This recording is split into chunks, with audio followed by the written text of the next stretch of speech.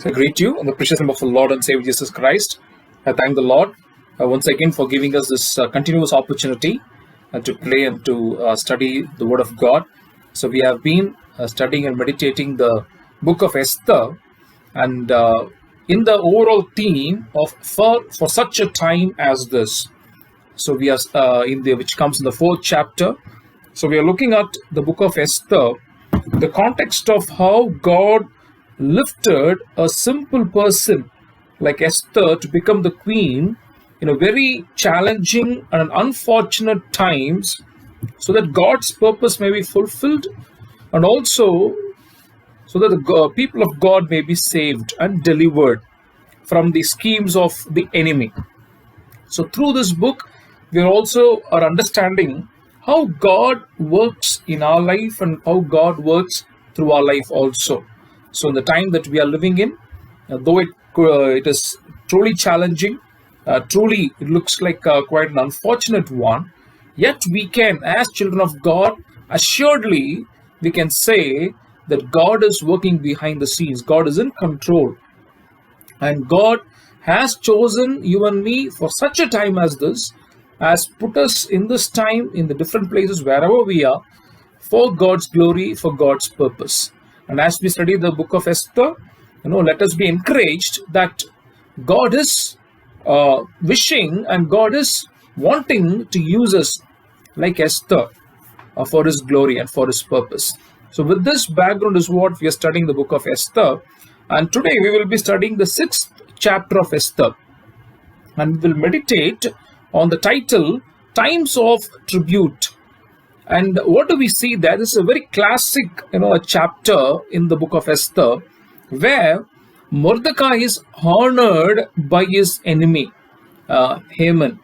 As we know that Haman was the reason why this conspiracy against the Jews happened, where he wanted to not only disgrace or kill only Mordecai, but rather the whole Jewish race. And what did we see just in the 5th chapter, the end of the 5th chapter, when we read there, where Haman and the king were invited by Esther for a banquet. And in the banquet, after the banquet, when he saw Mordecai, and Mordecai not honoring him, not respecting him, and Haman goes to his home, to his house, and with the counsel of his wife and his friends, he builds a big gallows. A huge gallows to hang Mordecai. Haman does that. So that's how the 5th chapter ends. It closes. But the 6th chapter shows how God turns the events in favor of Mordecai. That's what we look here. In fact, the whole of this chapter, what do we see is the hand of God, the providence of God. That is, man can formulate any schemes, but ultimately it is the plan of God that prevails. Amen. People who oppose the people of God, the children of God, the missionaries, the work of God's kingdom, can scheme whatever they want, but ultimately it is the plan of God that will prevail. The 6th chapter is a great encouragement for us to continue to submit ourselves to the plan and the providence of God. That's what we see there. And what do we see here is how God, through the man Haman, who wanted to dishonor, who wanted to kill and destroy Mordecai, how God lifted him up, how God honored him. That's an amazing that we see there in the 6th chapter. So we're going to look at the 4 areas of how God honors, how God gives the tribute back to a person who deserves, who truly fear God. That is what we're going to look at here in the 6th chapter. So we're going to look at 4 areas. I'm going to divide this 6th chapter into 4 sections, and we're going to study 4 areas in this chapter and see how does God do that. When you and I can be in a situation where maybe we are disgraced by people, we are despised by people, or we may go through situations like Nehemiah, where people are speaking ill about us, are spreading false rumors about us, trying to destroy us. But whatever situation that you and I can go through, yet the sixth chapter is a great encouragement for us to trust the Lord. That if we have a clear conscience and if we trust the Lord will lift us up in His own time. That's the encouragement we have. Look at how does God do that, and how does the providence of God is demonstrated. How does the providence of God is exhibited in our life? And we're going to look at the four areas. And the first area is remembered. What do we see there? The very first, the first three verses. We look at the first three verses. The king loses his sleep. The first verse says, on that night the king could not sleep, and he gave orders to bring the book of records, the annals, and they were read to the king. And when they read, what did they find? It was found written how Mordecai had told about Bigthan and Teresh, two of the king's eunuchs, who guarded the threshold and who had conspired to assassinate King Ahasuerus. Then the king said, what honor or distinction has been bestowed on Mordecai for this? The king's servants who attended him said, nothing has been done for him. What is the first thing that we see here? That the king loses his sleep. God makes him to lose his sleep so that what Mordecai did could be remembered.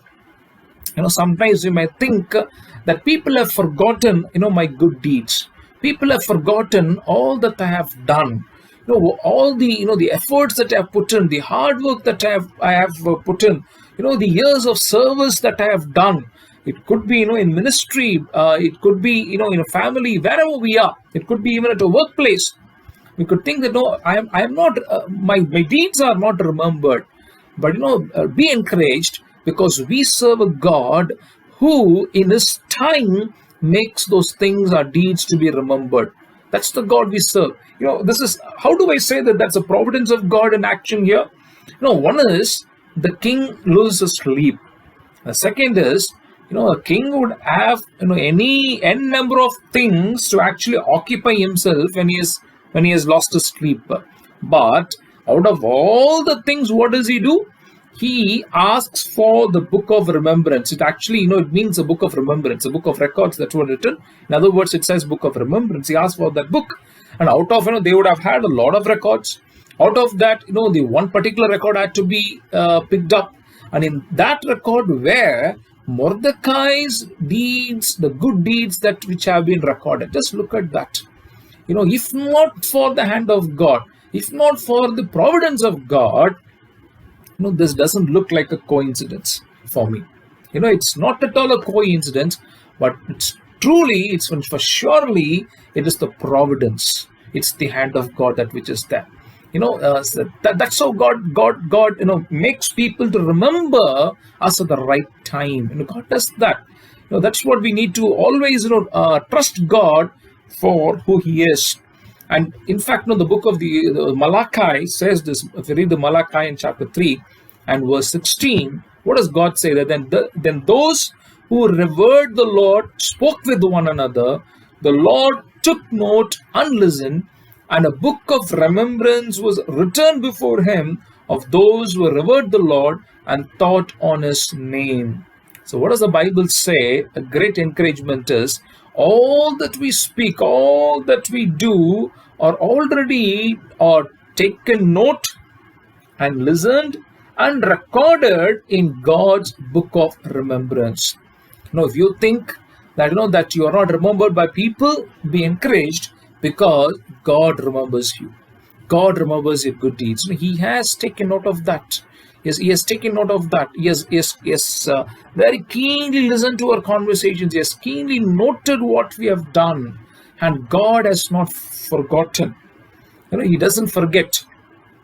That's why, when God chose Joshua after Moses, God told him that I will not forsake you, I will not leave you. Now, what does it mean? People can forsake you, people can leave you, people can forget you, but I will not. That's the God we serve. He doesn't forget our deeds. He doesn't forget what we have done. Sometimes thinking about that people haven't recognized us, could become a discouragement to us, that people have forgotten all the good things that I have done. But God remembers. Another encouraging thing is, He not only remembers, He also rewards us for that also. In Revelation, read in the book of Revelation chapter 20, verse 11 and 12. What do we see there? That I saw a great white throne and the one who sat on it. The earth and the heaven fled from His presence, and no place was found for them. And I saw the dead, great and small, standing before the throne, and books were opened. Also another book was opened, the book of life. And the dead were judged according to their works as recorded in the books. So what do we see there? God has books. And one among them is the book of remembrance.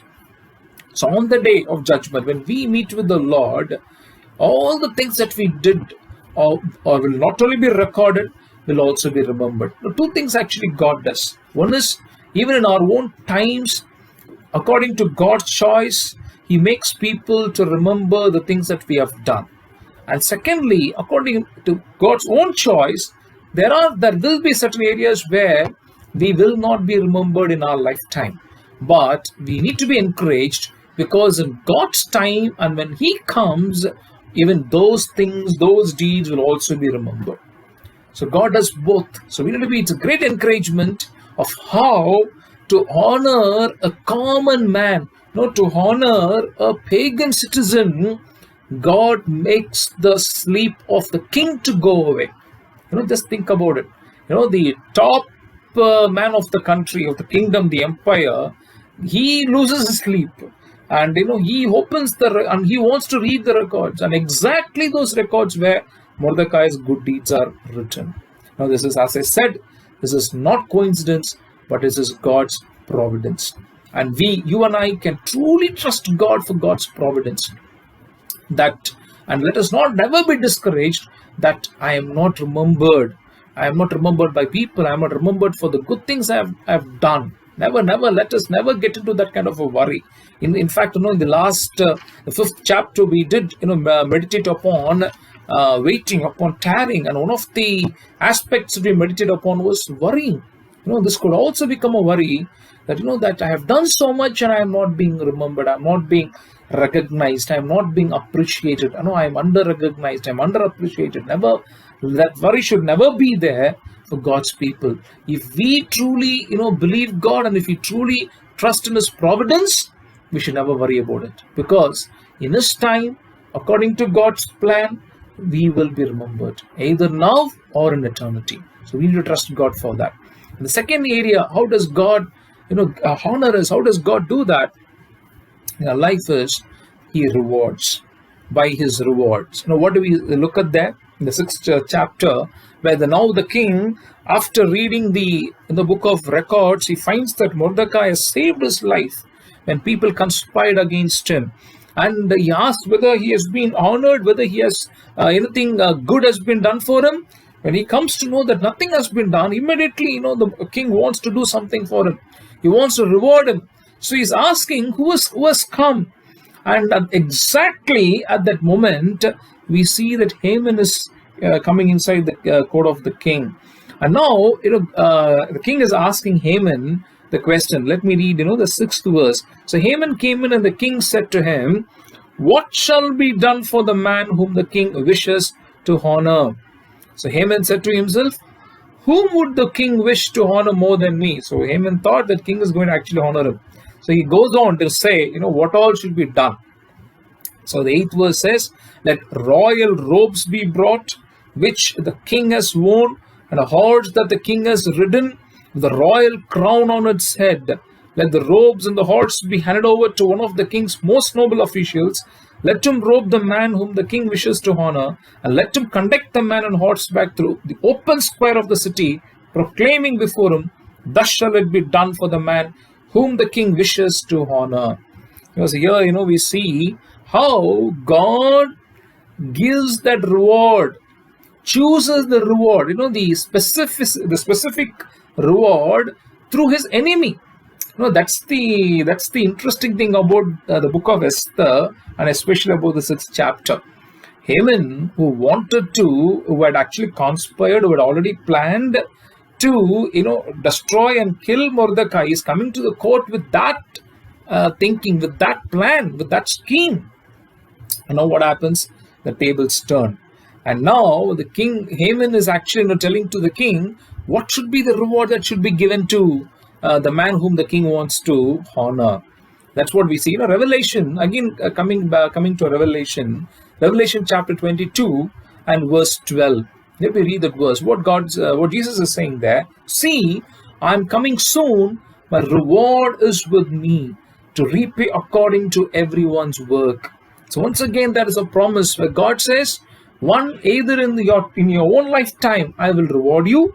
If you have not got a reward, do not worry, because when I come, I'm bringing your reward with me, to repay you for the works that you have done for me. My reward is there for you. Your reward is always there. That's why Paul, when he writes in the epistles, he talks about the different crowns. Here, Mordecai is, Haman is telling that, the person whom the king wants to honor should receive the royal robes, the royal crown. The same way the Bible, the New Testament says that we are going to receive crowns from God. The crown of righteousness, the crown of life, the crowns that God has for us, people who fear Him. God knows, how to reward us. We should never forget. When I say this, I remember one of the incidents that happened with me in my ministry. Let me share that so that it will be an encouragement. So when I came into ministry, when I was quite young, before coming into ministry, I had a desire to actually, to become a scientist. That was my desire. And maybe I would have shared this in one of my other meditations and messages a long back. But what happened is, when God called me for ministry, I came to ministry. And what happened is, I was serving in a state in India called Jharkhand. When I was there, there was this a scientist. In fact, the place where I served, there were many scientists where they were working for the government, and there were 2 labs, and one of my major ministry there was working among them, sharing the gospel to them, conducting house prayers for them, and slowly, they were being touched by the gospel, those scientists. And one among them, who came from a Hindu faith, he came to the Lord, and during those times, there was this government in India, one of the governments in India, that had planned to bring about a new calendar for India. That is, they wanted to actually do away with the calendar that we use, the Gregorian calendar, which is a Christian calendar. So they wanted to do away with that. That was a big conspiracy that actually happened during those times. I'm talking about the year 2004, 2005 in India. That's what they wanted to do away with, this Christian calendar in India. So what did they do was, they organized a national level seminar in which papers were presented by the directors of all the CSIR institutes of India. In the under the Indian government, the Ministry of Technology. Earlier it was under the Ministry of Human Resource Development. You have this the CSIR, Council of Scientific and Industrial Research. So the different labs that are there in India. So directors were called to present papers on all of them. Most of them were all fake research papers, so that their agenda could be fulfilled. And this scientist person, the believer, he told me that, brother, we need to write a counter paper for some of the papers that are going to be presented, so that we can defend the Christian calendar. And I said, brother, yes, you are a scientist, please go ahead and do this. I said, I'm no scientist. No, I'm not a scientist. I'm a missionary here. But he said, brother, with your educational background, with your, I would surely need your help. So he got those, the approvals for me to get into the lab. And for some months, we began to write those papers. The papers were done. And, I want to again tell you how the providence of God works. This brother was also part of the journal committee, which was responsible for publishing those research papers. See how God puts his people in the right position, the right places. I really praise God for him. He was quite, he came from a Hindu background, but a very strong person in the Lord. He was in the journal committee, and our papers were also chosen. But then I had a shock of my life. What happened was, all of a sudden he calls me saying that, brother, we have published 2 papers, and one of the papers, because you are the co-author and you are the main author of the other paper, you have to come and present it in person. I said, brother, how can I do that? No, they are all scientists, senior scientists, and I'm not a scientist. How can I do that? He said, yes, brother, no, you have to do it. You have been invited by the general committee, by the organizing team to come and present. So very hesitatingly, tremblingly, I went, and he said, you need to wear a suit, and I didn't have a suit at all during those times. So that brother gave me his suit. He was quite short. His height would come only to my shoulders. So I was wearing his suit. So you could imagine, how I would have looked. So I was wearing his suit, and I went there, to present the paper. And and 2 things God did there. One is, my paper was on the origin of calendar from the Bible. How I talked from Genesis. I brought Genesis as the primary source and presented how that is the source of calendar. The day is the week, and other things. I also had put there some other scientific things to support that paper were also presented, and it was a fitting rebuttal to all the other papers, because of which the agenda of that seminar completely failed, and the government had to drop that plan forever. Praise God for God had done that. Another thing happened which was a true reward for me. I didn't know this until that time. When I was called to present the paper, I was invited as Marios Joseph, Scientist, Gems. It was a big shock. And when I went there and when I looked at the journal where my paper was published, they had published it as Marios Joseph, Scientist, Gems. I was, in one way I was laughing that Gems doesn't have scientists, Gems only has missionaries. But on the other hand, I understood that that I had a small desire in my heart to become a scientist, but I threw that away to serve God, because I prioritized God's call and will in my life, and God knew how to reward me in His own time, not only to reward me, but also use that to fulfill His purpose for His glory, and to stop the schemes of the enemy. Hallelujah. Amen. Why am I sharing this? What we sacrifice for God or God is not a true sacrifice, because God is no debtor to anyone. That's why Paul says God is no debtor to anyone. We might think that, Lord, I'm sacrificing you this honor, these things, and I'm bearing the dishonor, I'm bearing the disrespect, the shame. But God knows how to honor us. God knows how to reward, and He does it through the mouths of the enemy himself. Hallelujah. That's what we see there. What a great encouragement that we have here. And and the third thing that I want to show here is God not only made Mordecai to be remembered, to be rewarded, but he was also respected. Now, how he was respected? Again, by his enemy himself, who wanted to destroy Mordecai. Look at the verse 10 and 11. Chapter 6, verse 10 and 11.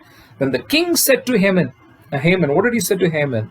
Quickly take the robes and the horse, as you have said, and do so to the Jew Mordecai, who sits at the king's gate. Leave out nothing that you have mentioned.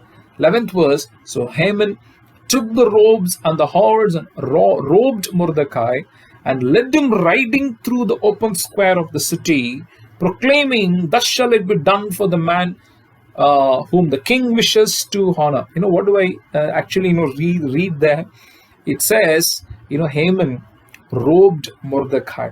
The man who wanted to rob his honor and his life was made to robe Mordecai with the royal crown and with the royal robes. Hallelujah. How does God turn the event? How does God turn the tables? It's only God can actually do that. The person who was trying to dishonor him, God turned it for Mordecai's honor. What a great God we serve. What an amazing thing that happens. right? No, Haman would not even thought, would not even had his even the wildest of dream. He wouldn't have even imagined something like this to happen. Maybe he could have even thought that maybe even if Mordecai is recognized, Haman wouldn't have thought that recognition, that honor, that respect, that reward would be done by himself, by his own hand. The hands which he thought would kill him, would destroy him, are now, putting him in the royal robes and the royal crown. And he was ridden on the royal horse in which the king rode. What a great honor that is. What an amazing honor that is. And this is the verse that we have already, looked at from 1 Chronicles chapter 29, verse 12. That David the king, he declares, he prays and says to God, riches and honor come from you. You rule over all. In your hand are power and might, and it is in your hand to make great and to give strength to all. How true that is. Honor comes from God alone. And He is the one who rules over all. He is the one who is on the throne. And it's in God's hand that are power and might, and it is in God's hand to make great and to give strength to all. Hallelujah. God gives a respect. We don't need to go behind respect. That's what we look at in Haman's life. A man who was seeking respect, a man who was seeking honor, a man who was seeking to be rewarded, and he doesn't get anything of that. But on the other hand, Mordecai, a simple person, he does what he has to do. He saved the king's life, and because he saved the king's life, he did not expect that the king should respect him, the king should honor him, the king should reward him. He didn't expect that. And God in his own time rewards him, gives him that respect. That is the attitude that which you and I are called to live with. Not to expect respect, but allow God to honor us. In fact, the New Testament, that's what Jesus says. John chapter 12, verse 26. Let me read that. In fact, I want to read the verse 25 and 26. Those who love their life lose it, and those who hate their life in this world will keep it for eternal life. Whoever serves me must follow me, and where I am, there will my servant be also. Whoever serves me, the Father will honor. Amen. Jesus says, those who love their life, they will lose it. Haman, he loved his life. He loved his wealth. He loved his riches. That's why he was in the last chapter. He went on to talk about it. He was telling it to all his friends and family. He loved his life. But God said, those who love their life, they will lose it. But people who are humble, people who are simple, who hate their life in this world, they will keep it for eternal life. And who serve God by following Him, they will be honored by the Father in God's own way. Amen. Let us be, those people. And finally, how does God give back the tribute to us? How does God give back that honor to us? Is He restores. He restores. That's what we see. The last two verses of the 6th chapter, the last 3 verses of the 6th chapter, what do we see there? The 12th verse, then Mordecai returned to the king's gate. But Haman hurried to his house, mourning and with his head covered. That's the two consequences that we look at there. Mordecai, we see that in the previous chapters, when Mordecai heard about the conspiracy against the Jews to annihilate the Jews, what happens is he puts on the sackcloth and the ashes, so he is not allowed inside the king's gate. He's outside the king's gate. He was weeping and wailing and mourning. What happens? God restored him. His mourning was restored back to joy. His disrespect was restored back to honor. God did that. Mordecai returned to the king's gate. God has made him joyful. On the other hand, the wicked person, Haman, who conspired against the Jews, who made evil plans against Mordecai and to annihilate the entire Jews, he hurries back to his house, mourning and with his head covered. So each person have, they received what they deserved. That's what we read in the Revelation when Jesus says that, I'm coming soon. My reward is with me to repay everyone according to everyone's work. So what we do, it will be repaid back to us. Mordecai got respect. He was restored, and Haman went back, covered his head out of shame. Another thing, the 13th verse, he goes back to his house and his wife and friends. What do they say to him? If Mordecai, before whom your downfall has begun, is of the Jewish people, you will not prevail against him, but will surely fall before him. So they could foresee the downfall not of Mordecai, but of Haman. The man who planned the destruction of the Jewish race, the man who planned, the downfall of Mordecai and his people, God turned everything against him. So whom is the God whom we serve? A God who is a God of restoration. Amen. He is a God of restoration. We can completely trust in him. Maybe we are going through a phase where people are speaking bad about us, where people are trying to dishonor us, where people are spreading false rumors about us. But when we allow God to fight our battle, note my words. When we allow God to fight our battles, what God does? He turns the table. He turns the table. The people who are against us, people who for people are crazy for power, people are crazy for honor and respect, and who try to malign our names, despise us and dishonor us, God will do what they deserve. That's what God does. So it's a great encouragement for us to never be discouraged, because we serve a God who always restores people. So there are 4 areas that we have looked at today in the title Times of Tribute. So let me close with this summary, which is a great encouragement for us to trust God. So here, when we're discouraged, when we think that we are not remembered, we are despised, and we don't receive what we deserve, we need to be reminded that we serve a God who, in His time, He will make us to be remembered. We will be remembered. Our good deeds will be remembered. Secondly, we will be rewarded. Either it is God's choice to either reward us in our own lifetime or in eternity, but let us be completely assured that He will reward us. And thirdly, He will give back the respect and the honor. Let us not go behind honor. Let us not go behind respect. Let us not go behind the worldly pursuit of rewards. God knows how to honor us. Jesus says, right? He who serves my Father will honor him. God knows how to do that. Now let us be humble.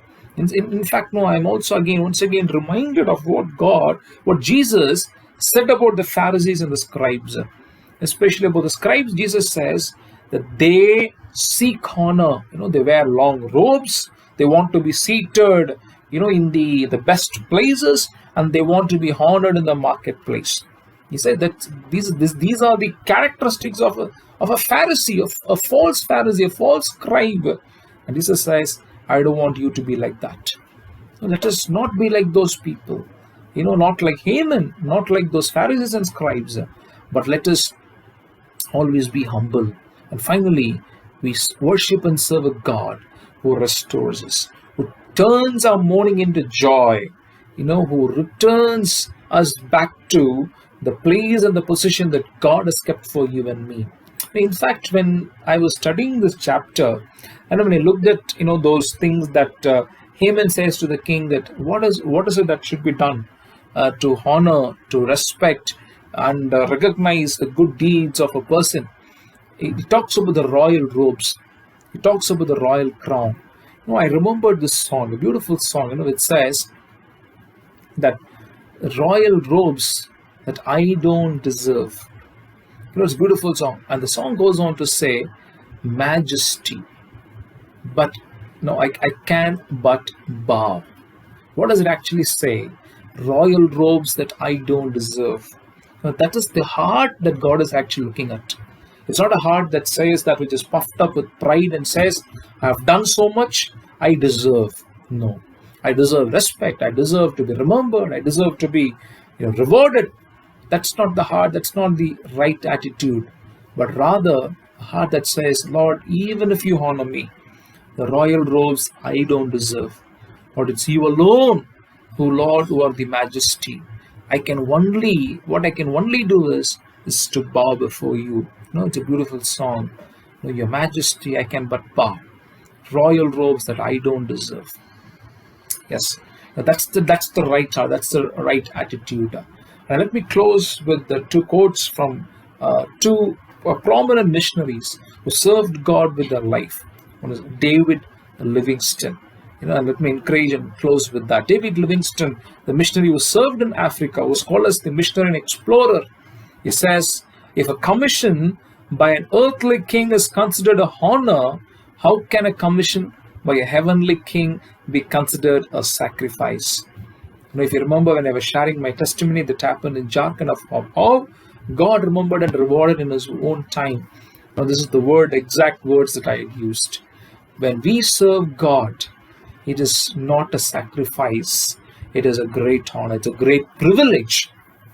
That's why He says, when an earthly king calls you to serve you, you consider it as an honor. And when you serve the commission of the heavenly king, why do you consider it as a sacrifice? So even just serving God itself is the great honor. Amen. Being a child of God itself is a great privilege and honor. Serving God itself is a great privilege and honor. Reading and studying His word is a great honor. I always say, when I came to ministry, my father said that, I would not give the house. That was the time that our house was built. And he said, I won't give this house. I won't give it to you. But my heart was filled with joy. I responded saying that I have Christ in my life. And secondly, I have His word in my life. The two great rewards. Still I mean it. There's nothing great than having Christ Himself as a great reward in our life and His word as a great reward for our life. And if we have the greatest reward of eternal life with Christ, what more do we need? And finally, C.T. Studd, the missionary who served in China, in India and also in Africa, he says something beautifully about missionary service. Let me read that quote also. He says, the romance of a missionary is often made up of monotony and drudgery. There often is no glamour in it. It doesn't stir a man's spirit or blood. So don't come out to be a missionary as an experiment. It is useless and dangerous. Only come if you feel you would rather die than not come. Don't come if you want to make a great name or want to live long. Come if you feel there is no great honor after living for Christ than to die for Him. Amen. Hallelujah. What an amazing statement. What a wonderful statement that he makes. He says, do not come out as a missionary if you think that you are serving God for a great name or to live long. But come if you feel there is no great honor after living for Christ than to die for Him. He strikes the nail on the head of the hammer with the right attitude to live and to serve God, not for great name, not for fame, not to seek honor and respect, but to consider to live and to die for Christ as the greatest honor. Now let us continue to serve God with that attitude. Now let me close with this one testimony and then let me pray. There was this, maybe I would have shared this earlier, but it's a good reminder. There was this couple, a missionary couple, who served for many years, in a tribal land, and they were returning back to the country. And when they were returning back to their homeland after many years of service, when they had become old, and when they were shipward, docked at the yard, They thought that somebody would come to receive them, but nobody was there. But there was a big crowd. They thought, for whom the crowd has come, this great big gathering, and they understood that the king of that land had come along in the same ship. He had gone to that the jungle to actually for hunting for animals, and he was returning back, and a big gathering was there. So this missionary, he was kind of discouraged, and he told his wife, see, we have committed our whole life as missionaries and served the Lord. Not even one person is there to receive us, but here this person is returning back after hunting, and there was such a big crowd. So by the time they reached their house, and the missionary's wife told him, honey, sweetheart, go and pray. Let God speak to you. So he went, he knelt down and he prayed. And after a while, he came out with his face, shining and with joy. So the wife asked him, what did the Lord speak to you? And he said, the Lord, when I knelt down, as soon as I knelt down, these are the words the Lord spoke in my ears. That man has returned back to his homeland. And that's the reason why he has received the respect and the honor. But then the Lord said to this missionary, but my dear son, my dear servant, you have not yet returned to your homeland. You have not yet returned to your country. Amen. What is God telling him? When you return to your homeland, to your country, the heavenly country, you have your reward. Let us be encouraged. Never be discouraged that we are not recognized or not rewarded or have not received the due respect. But let us continue to serve God with the same commitment. As C.T. Studd says, serving God either with a life or with a death. That itself is the greatest honor. What a great honor to serve God and to live for Christ alone. The life of Fanny Crosby, the songwriter who wrote more than 8,000 gospel songs, is truly an example to trust in the providence of God. As you may know, that she has written songs like To God Be the Glory, Blessed Assurance, Redeemed, Jesus Keep Me Near the Cross, and many other songs. But she was blind. When she was only 6 weeks old, she developed a minor eye inflammation, and the doctor's careless treatment left her blind.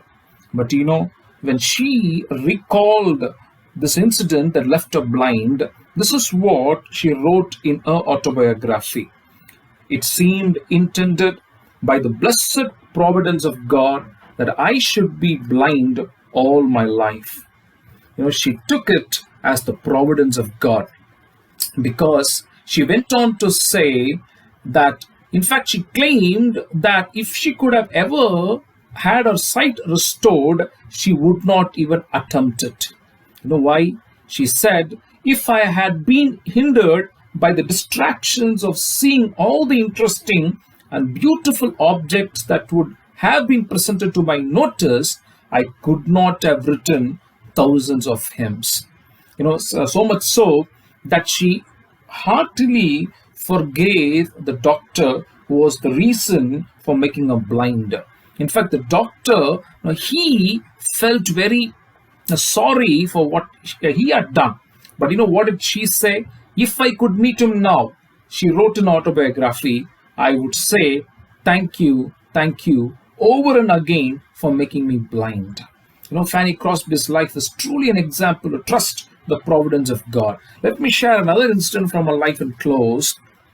We learn that when she began to write hymns, and when people hired her to write hymns, she was underpaid. She was paid less than $2. But we can truly say, even though she was underpaid, certainly she earned eternal rewards. And through the ministry of her songs, even today we are blessed.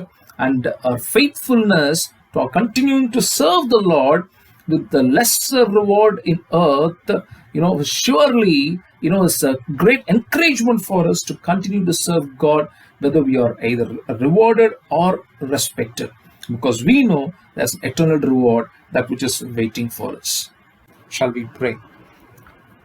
Father, we thank you, Lord, for this meditation, Master. Yes, Lord. Yes, Father, there are times, Father, that we become discouraged, Father. Yes, Lord, looking at, Lord, the things that happen with us, Father, when people try to malign us, or when people try to, Lord, dishonor us, when people try to, Lord, spread false rumor about us, Father. Yes, Lord, and people do not remember the good deeds that we have done, and people forget us, Lord, like as any other human being, Father. We go through those ebbs of life, those valleys of life. But Lord, thank you for encouraging us today from this book of Esther, Master. Yes, Lord, we serve a God, Lord, who is no debtor to any man, God. Yes, Father, Lord, in your time, Lord, you will remember us. In your time, Lord, our deeds will be remembered. And Lord, and according to your plan, Lord, we will be rewarded. And Lord, as Jesus says, he who serves my Father will honor. Yes, Father, let us not, Lord, be like Haman, Lord, who was going behind respect, who was going behind the riches of the world, who was going behind, Lord, the honor. But let us be like Mordecai, Father.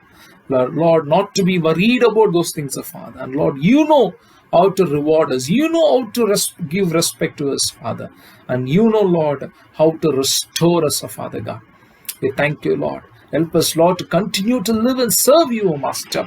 Yes, Father, with the same commitment.